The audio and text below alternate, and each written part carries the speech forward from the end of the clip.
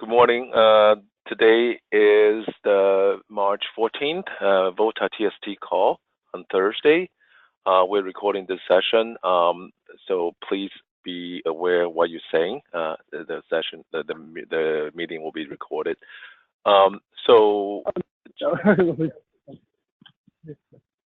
Okay. So this is we have only one agenda on today, so potentially will be a short call. So Amit, can you? I think on the agenda you provide some GoLang OpenOLT Adapter process timeline update. So can you provide the update now? Can you have the floor? Yeah, thanks, Sean. You need a presentation, right? No, I don't have anything to present. We can just talk through it. Okay. So, yeah. So let me first start with what are the things that we are doing right now. So, right now the code for OLT activation has been submitted and this has been merged. And so this has been tested with the BBSIM, and we are able to activate the OLT using BBSIM. And apart from this, there are a few other items which are pretty much on the verge of completion. So they are the Pond Resource Manager implementation, the Tech Profile implementation, and the Resource Manager implementation. They're pretty much completed, and we should be submitting this code into Gerrit latest by tomorrow. The Flow Manager implementation is also in progress, and we could say like it's like almost 50–60% done. But as you all, sorry, is there a question? Hello, too. Hello. No. Okay. I mean, please continue.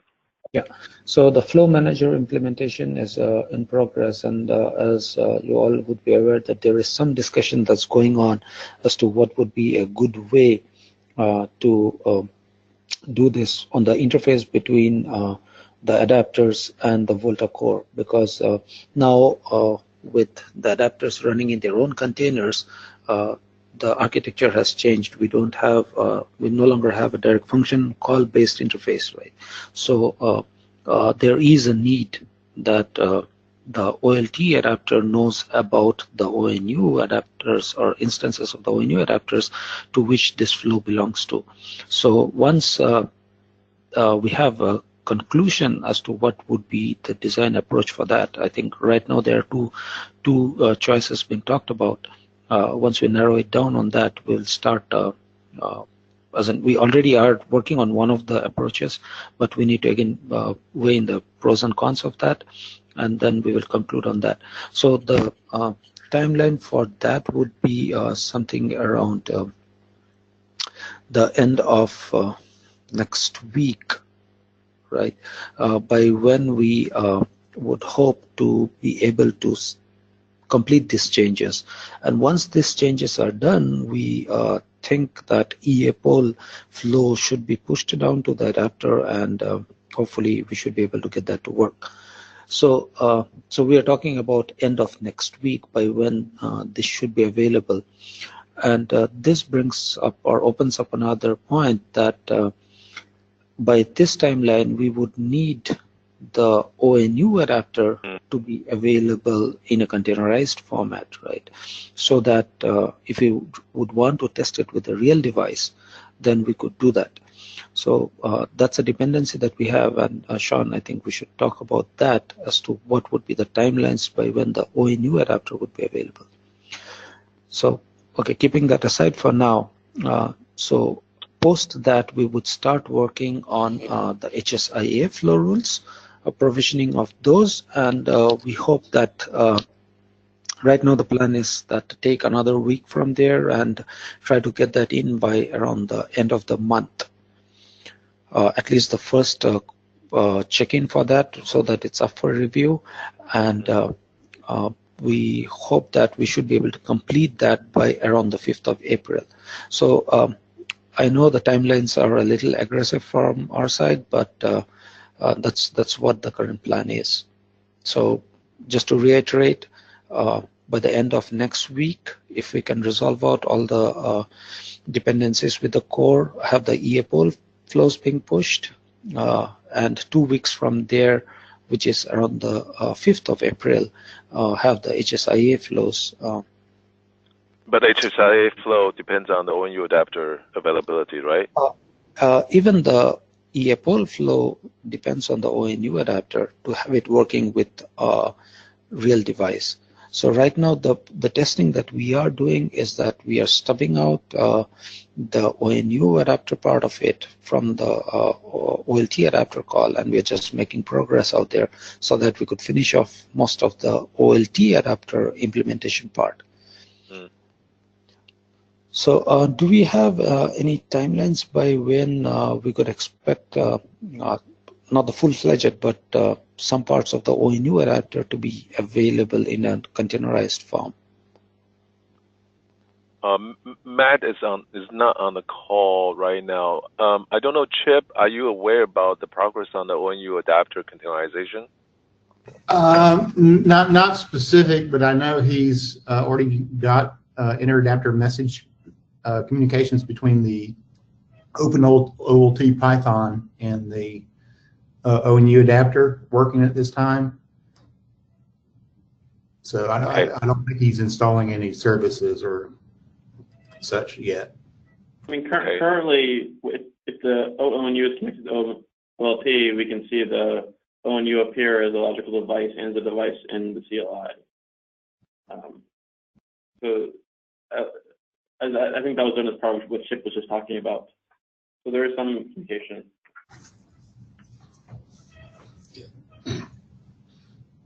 So maybe we will. I'll check with Matt. So so basically, Amit, all you're doing now just based on the OLT adapter, and then just inject flows, things like that, without the physical devices. That's correct. Okay. OhNew adapter dependency. That's great. I think so. You're talking about the EAPO, the flow related. Is that this discussion thread I'm showing on the screen? Yeah, that's correct. Yes. Okay. And then was there? So you're talking about the option 1 is being processed right now, right? I think there's 2 different options. Yeah. So this is what we were talking in the previous brigade call, that there are 2 options, right? And we are working on one of the options, but we still would want to validate that is the preferred approach, right? So Abhilash is going to update this discussion on VOLTHA discussed with the API that he is proposing, and let's get a buy-in from the folks in the community as to if that is the preferred approach or not. Okay. So I think when we get started, the 2 parallel track is the Python adapter versus the Go adapter, right? So I think so based on Amit or Arun and others, based on Amit update right now, just provided, do we know which track actually will establish the containerization of the OpenOLT is faster?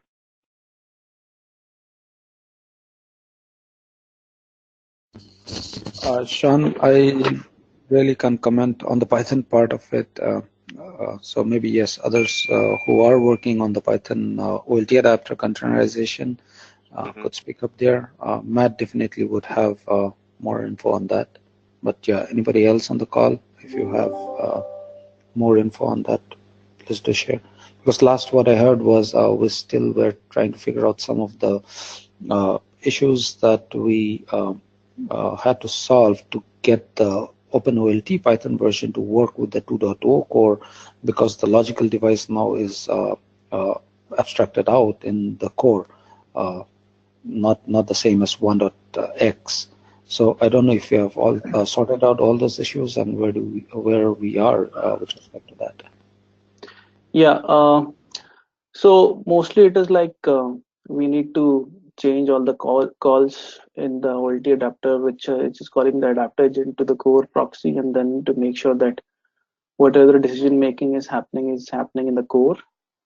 And so the approach is to basically operation by operation. So I was working on the creation part, and then now I'm working on the disable part. So there are some issues which are going on, some assertions and some changes which are needed. So it's currently the work in progress. It's not completed yet. So yeah, that's the update as of now. Mostly it is to basically change all the calls to core proxy. Yeah, I think Arun, I think there's two of the 1452 and then 1484, right? So yeah, I think I'll check with Matt. But amid so some of the issues, you know, if you're aware experienced in the Python containerization, why on the Go side doesn't seem to be an issue? Do you know? Again, that's a very high level question. Yeah, so at least one thing that what I can think about is that in the Python OpenOLT adapter, right, we were directly interacting with the flows at the logical device level, right? And because now the logical device has moved into the core, right, it's no longer handled by the adapter, so the interface is no longer compatible. And because the GoLang adapter has been written from scratch, it does not have to undergo that same problem. Okay. Can you make some comment on that?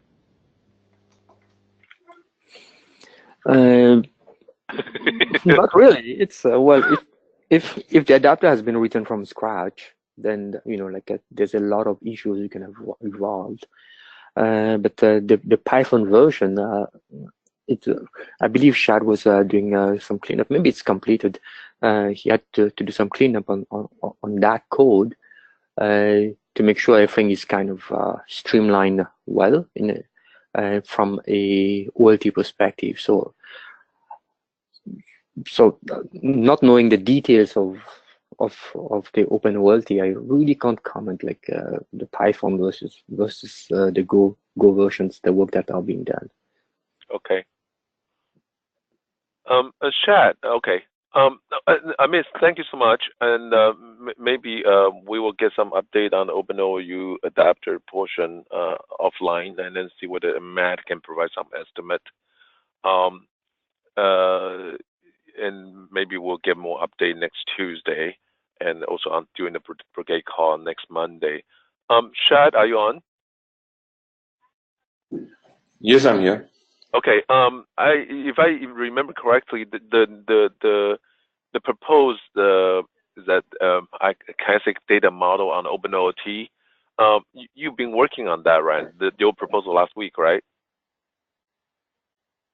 Yes. So I've been working on 1.x. That's mostly complete. Okay. Yeah. So I've not got on to 2.0 yet. Okay. But I believe the OpenOLT snapshot that was copied over from 1.x to 2.0 was something closer to 1.6. Now, I really have to, I really don't know whether whoever is working on the OpenOLT Python adapter like Matt and Arun and Dinesh, it's up to them to decide whether they want to accept these new changes, migrate over these new changes from 1.x to 2.0. I can understand the reluctance, their reluctance, because yeah, they're already working on an older snapshot and they want to get things working. And they don't want to be bothered by these new changes that I've made on 1.x. So, well, it'll be up to me, I guess, whenever I start working on 2.0 to bring them in. But as it stands, I'm not working on 2.0 yet. Okay. But if the OpenOLT adapter of the 2.0 Go is become the first come alive, are you going to work on the Go version? Yes, I've always said that it doesn't make sense to maintain two adapters. Right. I think the Python thing was something unilaterally decided by AT&T Foundry. But I always think that the community should focus on one adapter, and Radisys has a good resource pool working on it, and I think we should all be behind that. But yeah, but that's my opinion. No, I think all the parallel track. I think, but again, there are a lot of good stuff coming out of that. So I think it's showing a lot of teamwork, and then the addressing the repo and the protobuf, all that kind of stuff. I think a lot of good things coming out of that. I understand Matt's. The AT&T Foundry's position to start with the Python adapter because OhNew adapter. Yeah, because I think they needed something quick to try to get the OhNew adapter working and tested. Right. But if you have the Go adapter working also parallelly at this time, I think we can, that's. I think we can do some reality check. I think even the AT&T Foundry is not, they're not insisting on doing any, I think it's just whatever available first will take a lead, right? So I think the community is aware about that.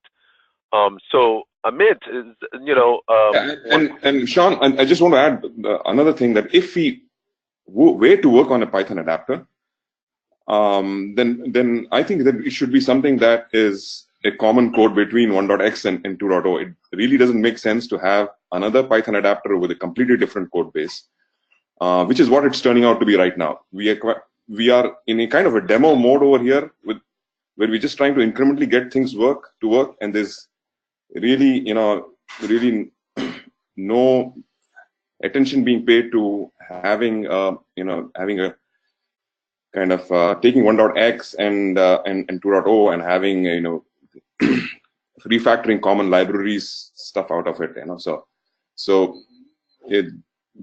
I'm reluctant to get into the 2.0 Python side, because I think it's like a kind of an ad hoc incremental thing just to try to get things working without too much thought on a kind of well thought over designed approach with code reuse between 1.x and 2.0, which is what I think should happen, but that's not happening. Okay. Thanks for the recommendation. So Amit, one thing I would like to see is, do you think something can be demoed next week?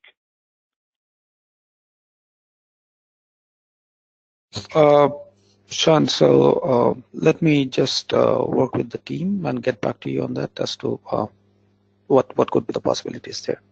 Or maybe during the lockdown, I guess. So that's another possibility. Yeah. So let me just circle with the team and get back to you on that. Okay, great. And other than that, I don't see any update on the in progress column. I do a recent update. I don't see much update on that one. So I think there is a critical bug opened by Arun. This one, delete OLT fails. Arun, do you remember that critical bug at JIRA? Yeah. What's the JIRA number? Yeah. Just a minute. Here. 1511. 1511, yes. So, and then you mark it as a blocker, right?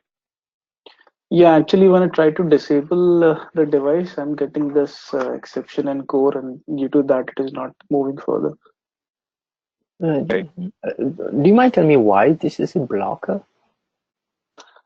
I can see it's a high priority, but how is it preventing you? It may be preventing the disable of the device, but it's... Yeah, I need to. As part of my work, I need to make that disable workflow changes to be done as to use the core proxy instead of that adapter agent.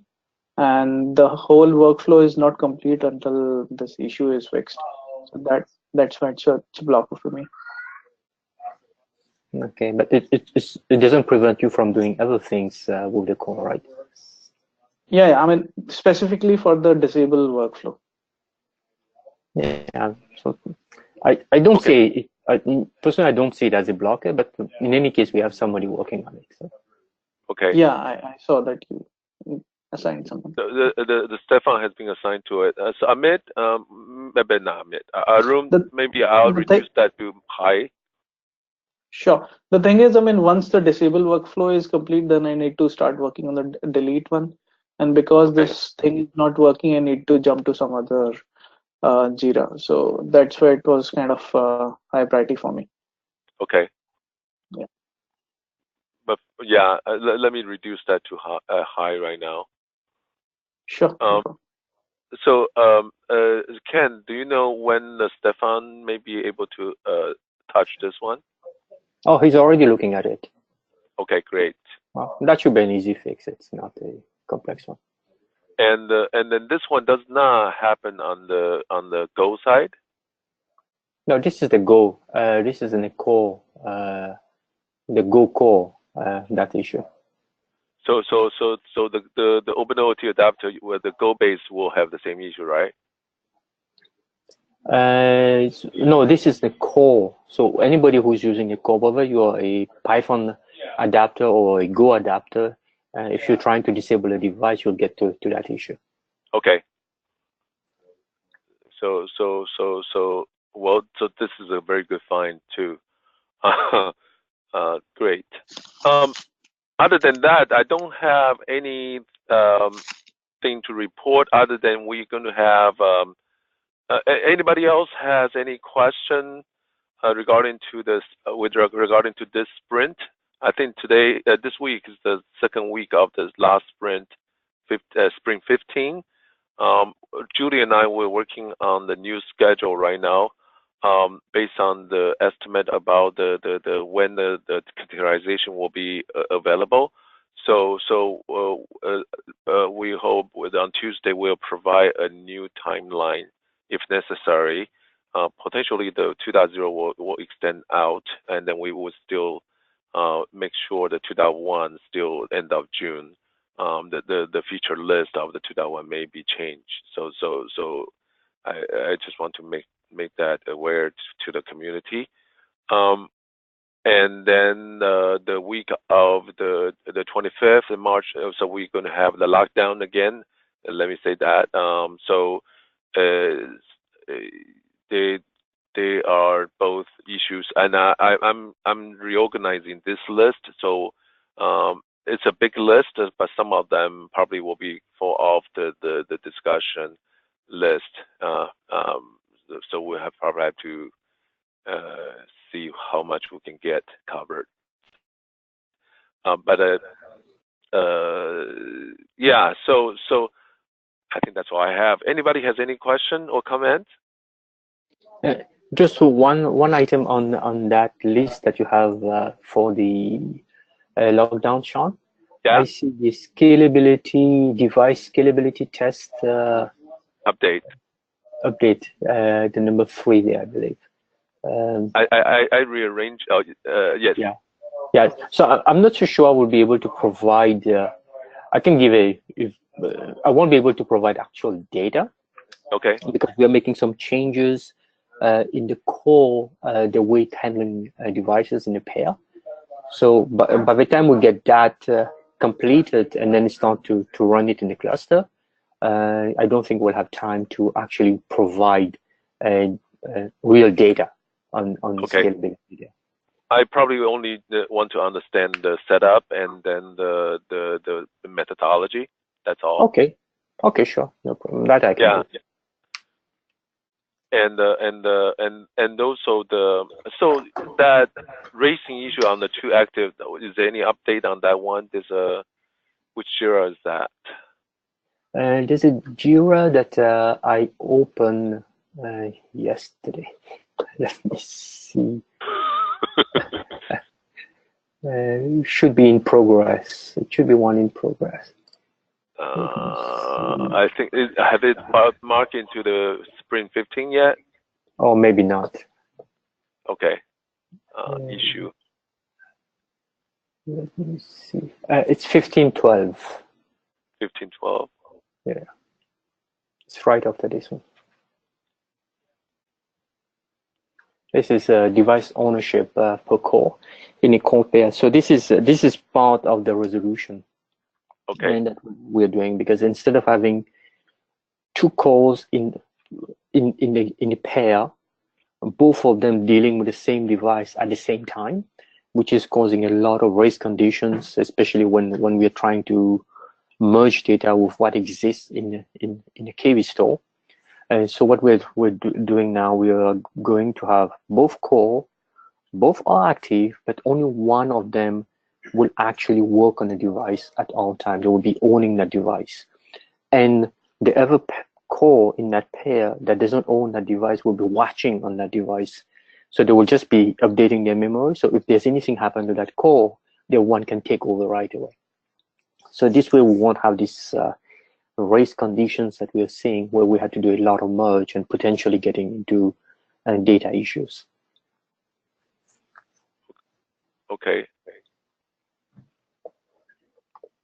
And do you think this one can be done by the end of next week? I believe it can be done because I already have one update against it, and there's another update, two more updates that needs to go in, and I think we should be able to. Like it's not a major change, but it's a change that we'll have to make sure it's we cover all the corner cases. Okay. And this is core, and then probably also the core edge high availability, right? So the core is one of the components. Yeah. Okay. I'm sure. Okay. So you have some description here. Okay, great. Thanks for working on this one too. Anybody else has any question? Okay, I'll give 30 minutes back to everyone. One thing I would probably also continue to do is on how to handle alarm. I think the FCAPS is probably a lot of focus for the CIBA 2.0 is enable FCAP function, at least on the alarm and PM portion. So I think there's some strategy need to be formalized among the community. So I'll continue to feed in the discussion on that both are discussed and see about the developer mailing list. Again, thank you everybody for spending the time, and we will see you on Tuesday, and then the adapter brigade will be on Monday. Thanks. Okay, thanks. Bye. Thank you. Bye. Thank you, everyone. Bye, everybody.